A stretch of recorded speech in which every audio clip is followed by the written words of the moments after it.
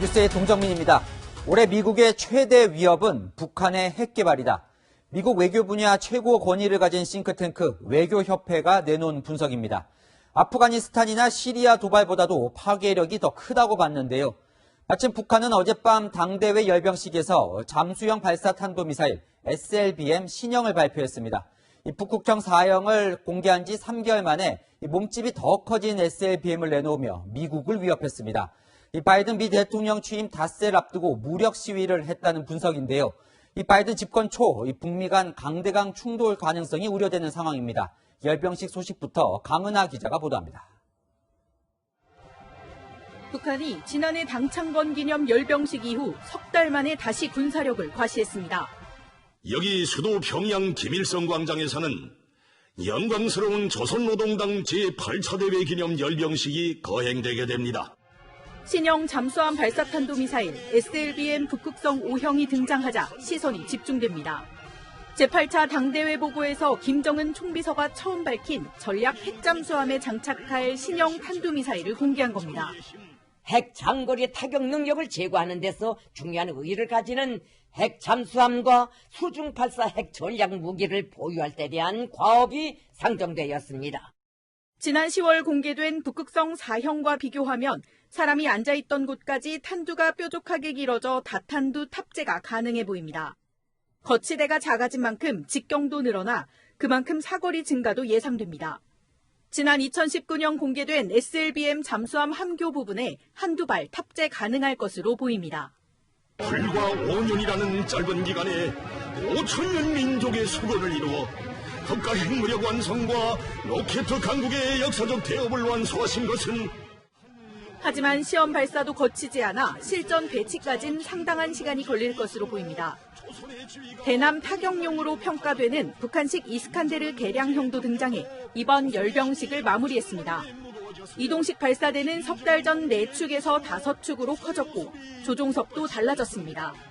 북한이 첨단 핵 전술 무기를 개발했다고 강조했는데 북한식 이스칸데르 개량형은 전술핵 탑재를 위한 것으로 추정됩니다.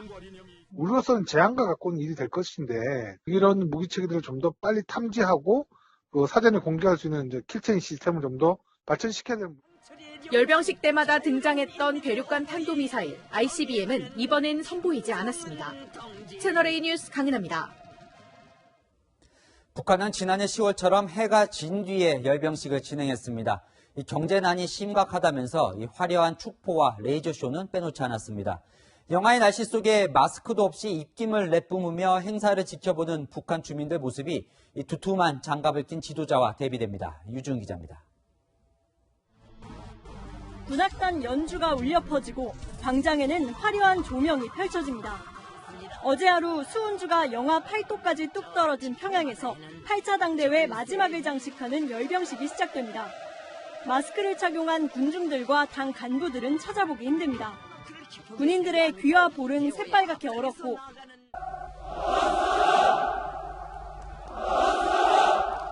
구호를 외치는 입에서는 끊임없이 입김이 뿜어져 나옵니다.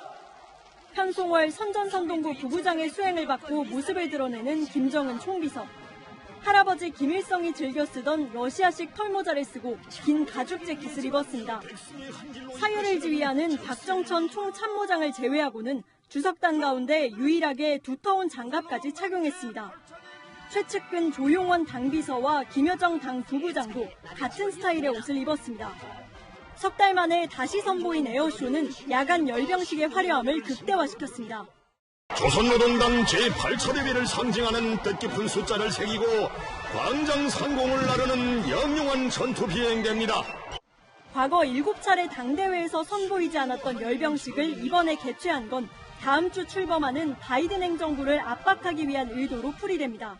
경제건설 총력 집중 노선에서 압박력 강화 쪽으로 노선을 전환했다고 봐야 되는 거고요. 석 달 전 열병식을 마친 군인 수천 명이 평양 미림비행장 광장에서 이번 열병식을 준비하는 모습이 수차례 포착돼 혹한 속에서 피로도가 상당한 것으로 전해졌습니다. 채널A 뉴스 유주은입니다.